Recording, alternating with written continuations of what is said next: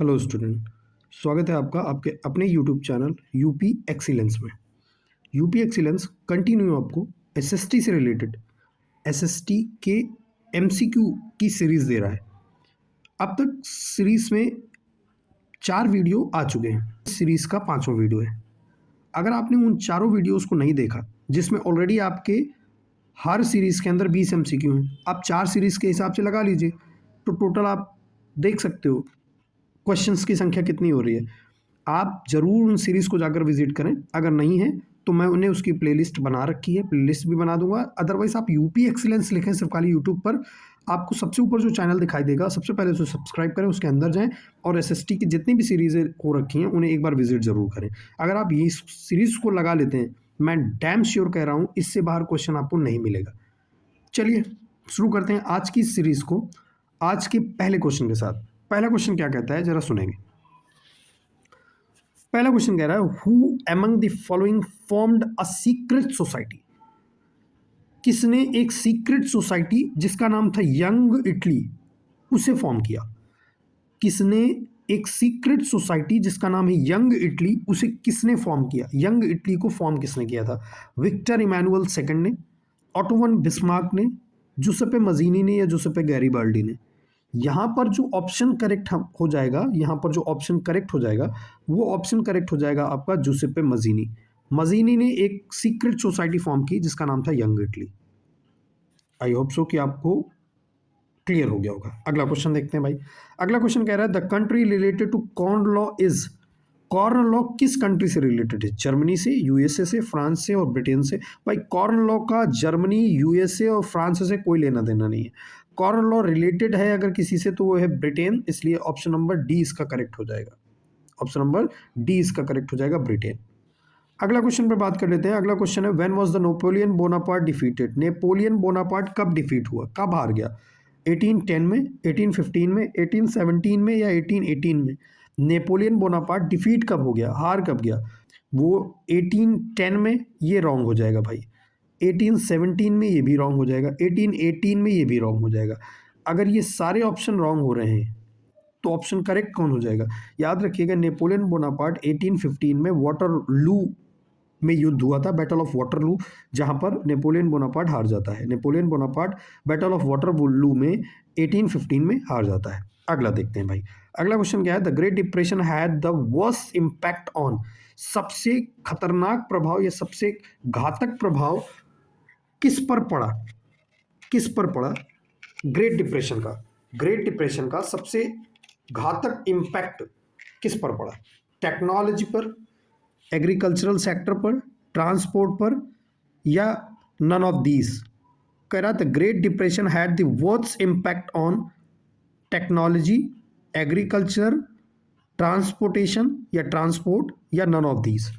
याद रखिएगा क्योंकि उस पीरियड ऑफ टाइम पर मास एग्रीकल्चरल प्रोडक्शन हुआ था जो एग्रीकल्चरल सेक्टर को इम्पैक्ट करता है सबसे ज़्यादा। इसलिए ग्रेट डिप्रेशन का अगर सबसे ज़्यादा किसी पर प्रभाव पड़ा है तो वो पड़ा है एग्रीकल्चरल सेक्टर पर। इसलिए ऑप्शन जो हो जाएगा वो ऑप्शन नंबर बी आपका बिल्कुल करेक्ट हो जाएगा। ऑप्शन नंबर बी जिसका आंसर है एग्रीकल्चरल सेक्टर। अगला अगला क्वेश्चन देखते हैं भाई। अगला क्वेश्चन है क्वेश्चन नंबर 5। गुलामगिरी यानी स्लेवरी वॉज रिटन भाई। गुलामगिरी यानी स्लेवरी, दासता जिसे कहते हो, जिसे गुलामी कहते हैं आप, गुलामगिरी यानी दास्तां किसने लिखी थी? ज्योतिबा राव फूले, या ज्योतिबा फूले, महात्मा गांधी, डॉक्टर राजेंद्र प्रसाद और मोतीलाल नेहरू। मोतीलाल नेहरू। एक बात बता दूं मैं आपको, ये जो गुलामगिरी है इस पुस्तक में अनटचेबल्स को टारगेट किया गया है। मतलब उनके बारे में ये कहानी है, उनके बारे में लिखी गई पुस्तक है। अनटचेबिलिटी को रिलेट कर, अछूतपन को, छुआछूत को रिप्रेजेंट किया गया है। और इस बुक को उस पीरियड ऑफ टाइम पर दो लोग हैं, हस्बैंड एंड वाइफ, उनमें एक का नाम है ज्योतिबा राव फूले और दूसरी हैं उनकी वाइफ सावित्रीबाई फूले। इन दोनों ने अनटचेबल्स पर बहुत काम किया है, अनटचेबल्स की शिक्षा पर, अछूतों की शिक्षा पर। सावित्रीबाई फूले ने एजुकेशन पर तो बहुत ज़्यादा जोर दिया है उनको पढ़ाने को लेकर के, और उन्हीं से रिलेटेड उन्होंने एक बुक लिखी है उनके हस्बैंड ने जिनका नाम है ज्योतिबा राव फूले यानी ज्योतिबा फूले। सो ऑप्शन नंबर ए जो हो जाएगा इसका करेक्ट आंसर हो जाएगा गुलामगिरी यानी slavery was written by Jyotiba Phule. Now next question number 6, which of the following subjects was related the union list. इन सब्जेक्ट्स में से कौन सा एक ऐसा सब्जेक्ट है जो यूनियन लिस्ट से रिलेटेड है, संघ सूची का विषय है जो। याद रखिएगा, एग्रीकल्चर संघ सूची के अंदर, कॉमर्स संघ सूची के अंदर नहीं आएंगे। एजुकेशन चला जाएगा कॉन्करेंट लिस्ट में। बचता है डिफेंस, तो डिफेंस जो सब्जेक्ट है that is the subject of the union list, that's final. Now we talk about the next question, question number 7। Question number 7 कहता है language has been placed in which schedule of Indian constitution. भारतीय संविधान की किस अनुसूची के अंदर भारतीय लैंग्वेजेस को यानी भाषाओं को रखा गया है? 3rd के अंदर, 5th के अंदर, 8th के अंदर और 12th के अंदर। भाई सारे ऑप्शन गलत हो जाएंगे। सर सारे ऑप्शन गलत हो जाएंगे तो करेक्ट क्या है? ना ना ना भाई, इतना कैसे गलत हो सकते हैं? सारे ऑप्शन कैसे गलत हो सकते हैं? सारे ऑप्शन थोड़ी गलत होंगे। इसका आंसर जो जाएगा 8th शेड्यूल, ऑप्शन नंबर सी। इसका जो ऑप्शन नंबर सी है यानी 8th शेड्यूल ऑप्शन बिल्कुल करेक्ट हो जाएगा। Now we talk about the next question, question number 8। अगला क्वेश्चन नंबर 8 पर बात कर लेते हैं। विच of the following statement and Indian constitution is incorrect. मैंने आपको 10 बार बोला है, अगर कुछ ऐसे क्वेश्चन आते हैं जिसमें नेगेटिव वर्ड को टारगेट कर रहा है उसे अंडरलाइन पहले करिए। कह रहा है इनकरेक्ट है, which of the following statement about Indian constitution is incorrect. भारतीय संविधान के विषय में लिखी गई ये जो स्टेटमेंट है नीचे, इन 4 स्टेटमेंट्स में से कौन सा स्टेटमेंट ऐसा है जो रॉन्ग है? पढ़ते हैं भाई, पढ़ेंगे तो क्लियर हो जाएगा। कह रहा है prohibition, discrimination and grounds of religion. कह रहा भाई प्रोहिबिशन करिए डिस्क्रिमिनेशन का, यानी जो भेदभाव है उसको खत्म किया जाए, प्रोहिबिटेट किया जाए, उसे प्रोहिबिट किया जाए। भाई करेक्ट है, कॉन्स्टिट्यूशन में है, लेकिन वो इनकरेक्ट पूछ रहा है। ना ना, अगला देखते हैं। Give official status of one religion. किसी एक रिलीजन को मान्यता दे दी जाए, ऑफिशियल स्टेटस दे दिया जाए। मेरे हिसाब से जड़ यही है, इसके अलावा कोई करेक्ट नहीं होना चाहिए। मतलब इनकरेक्ट पूछा है ना, तो ये सबसे ज़्यादा इनकरेक्ट है, मतलब हमारा आंसर यही होना चाहिए। चलिए अगला पढ़ लेते हैं, देखते हैं। Provide all individual freedom to profess any religion. भाई ये बिल्कुल करेक्ट है, सारे लोगों को आज़ादी दे दी जानी चाहिए, व्यक्तिगत आज़ादी की, वो किसी भी रिलीजन को अडॉप्ट कर सकते हैं, उस पर जा सकते हैं, वो मान सकते हैं, कोई दिक्कत नहीं। इंश्योर इक्वलिटी, समानता को इंश्योर करिए सभी सिटीजन के लिए, विच रिलीजियस कम्युनिटीज़। बिल्कुल करेक्ट है भाई, कोई दिक्कत नहीं है। यानी हमारे लिए ये तीनों स्टेटमेंट करेक्ट हो जाएंगे। लेकिन वो जो ये जो बी वाला ऑप्शन है ना, जड़ यही है। वो क्या कह रहा है? कह रहा है give official status to one religion. किसी एक रिलीजन को ही ऑफिशियल स्टेटस दे दीजिए। भाई भारत के अंदर किसी भी रिलीजन को ऑफिशियल स्टेटस नहीं दिया है। क्यों? क्योंकि अगर हमने किसी भी एक रिलीजन को ऑफिशियल स्टेटस दिया, हमारा वो प्रियम्बल वाला कॉन्सेप्ट जहां पर हम सेकुलरिज्म को टारगेट करते हैं, वो रॉन्ग हो जाएगा। So give official status of one religion, that is wrong, that is incorrect statement of Indian constitution. So option number B जो होगा वो इसका करेक्ट आंसर हो जाएगा, क्योंकि हमसे इनकरेक्ट स्टेटमेंट ही पूछा था और इनकरेक्ट स्टेटमेंट जो है वो है बी। नीचे आते हैं अगले क्वेश्चन में, क्वेश्चन नंबर 9 में। अब क्वेश्चन नंबर 9 पढ़ते हैं भाई, क्या कह रहा है? क्वेश्चन नंबर 9 कह रहा है रूल ऑफ द पीपल, ठीक है, फॉर द पीपल, बिल्कुल ठीक है, is the features of system of government. किस प्रकार की सरकार का सिस्टम है? To the people, by the people, for the people बताया था। That is not the monarchy, that is not the dictatorship, that is not the none of these. भाई तब तो नन ऑफ दीज तो होगा ही नहीं। That is the feature of the democracy. You know that Abraham Lincoln की definition democracy to the people, by the people और for the people होगी। सो हमारे पास वही तो दिया है, rule of the people and for the people, so the democracy. Question number 9 का ऑप्शन जो करेक्ट हो जाएगा वो क्वेश्चन नंबर 9 का ऑप्शन हो जाएगा बी, डेमोक्रेसी। चलो बॉस अगला क्वेश्चन देखते हैं। अगला क्वेश्चन क्या है? अगला question, question number 10। In the context of, एक सेकेंड। अगला क्वेश्चन का आंसर, अगला क्वेश्चन क्या है? अगला क्वेश्चन है in the context of assessing democracy which among the following point is against the democratic system। इनमें से कौन से ऐसे पॉइंट हैं जो डेमोक्रेटिक सिस्टम के अगेंस्ट हैं, विरोध में है? जरा देखते हैं, पढ़ते हैं भाई, पढ़ने पे तो सब कुछ क्लियर हो जाएगा। पढ़ो भाई, पहला क्वेश्चन पढ़ते, पहला ऑप्शन पढ़ते हैं। पहला ऑप्शन कह रहा है इंडिपेंडेंट एंड इंपीरियल इलेक्शन होने चाहिए डेमोक्रेसी में, लेकिन हमसे अगेंस्ट पूछा है। डिग्निटी ऑफ पर्सन, सबकी डिग्निटी मैटर करती है डेमोक्रेसी के अंदर, लेकिन हमसे अगेंस्ट पूछा है, मतलब हमसे गलत पूछा है। कौन विरोध कर रहा है? Rule of majority, that is the answer. जरा अगला हम तो लास्ट वाला भी पढ़ेंगे भाई, मैं तो पढ़ूंगा। अगला कह रहा है equality before law. Equality before law आपको बताऊं, independent and imperial election, dignity of person, equality before law, ये तीनों ही डेमोक्रेटिक सिस्टम के फीचर्स हैं। अगेंस्ट नहीं है, उसके विरोध नहीं करते, लेकिन ये जो रूल ऑफ मेजोरिटी है उसके अगेंस्ट जाता है, ध्यान रखिएगा।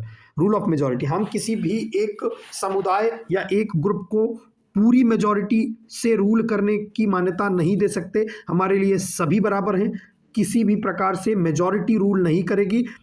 इलेक्शंस होंगे, रिप्रेजेंटेटिव इलेक्ट किए जाएंगे, रिप्रेजेंटेटिव जो चुने जाएंगे वो भी जनता के द्वारा चुने जाएंगे, किसी एक इंडिविजुअल ग्रुप्स के द्वारा नहीं चुना जाएगा। इसलिए रूल ऑफ मेजोरिटी अगेंस्ट है डेमोक्रेटिक सिस्टम के।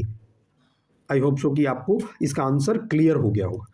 Now next question, question number 11 पर बात कर लेते हैं। क्वेश्चन नंबर 11 कहता है which of the following is correct classification of the resources on the basis of their mode of origin. फिर से पढ़ूंगा, which of the following is correct classification of resources on the basis of their mode of origin. Mode of origin के आधार पर देखते हैं। कह रहा है ओनली बायोटिक, ना ना ना, ओनली बायोटिक कैसे, ओनली बायोटिक तो हो ही नहीं सकता, ओनली नॉन बायोटिक। अरे भाई ओरिजिन के आधार पर बात करेंगे तो या तो बायोटिक या तो नॉन बायोटिक, तो दोनों जाएंगे ना, both biotic and non biotic. So option number C correct होगा boss, option number C correct हो जाएगा इसका। Now we talk about the question number 12। Question number 12 पर बात करते हैं। क्वेश्चन नंबर 12 क्या कह रहा है, in which city was the first international earth summit convened. पहली अंतरराष्ट्रीय पृथ्वी सम्मेलन कहां हुआ? न्यूयॉर्क में, पेरिस में, रियो डी जेनेरियो में और न्यू दिल्ली में।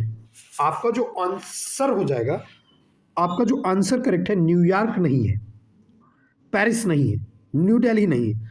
ऑप्शन जो करेक्ट हो जाएगा वो रियो डी जेनेरो हो जाएगा। That is the correct answer.